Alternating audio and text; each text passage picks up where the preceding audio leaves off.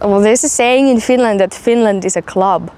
You have to be of certain age, of certain social status to get into places, and I have to say I usually disagreed about that, but once I got to Slovenia I completely understood what that phrase really meant.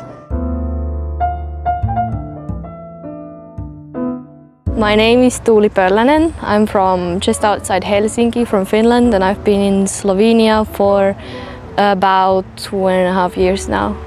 Well, the original reason why I came to Slovenia is because my boyfriend is Slovene. Basically, we met online.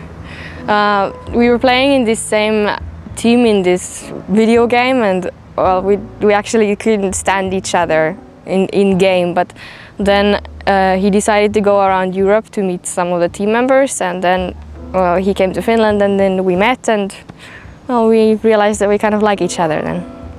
The latest guild we played in, I played in the sponsored guild. We got some money for progress. It was led by this one Slovene guy, but we were sponsored by these 2 oil sheikhs from Dubai.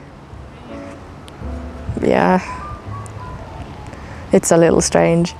First time I had been here, I came home and we had dinner, and she asked, so how was it in Croatia?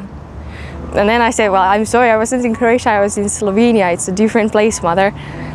And then the conversation went on, and then she asked, so how is it to be with a Muslim man? I was like, he's Catholic, mom. Slovenes are pretty nice towards non-Slovenes, but it's very hard for me to compare myself to like people who moved after the war from Balkan, for instance. Usually Slovenes get pretty enthusiastic when they hear where I'm from, and then they maybe name some band from Finland or some place where they've been or something like that. I don't imagine they do that to Croatians or Bosnians.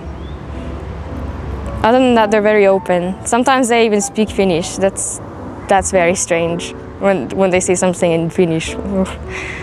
But older people can be pretty difficult.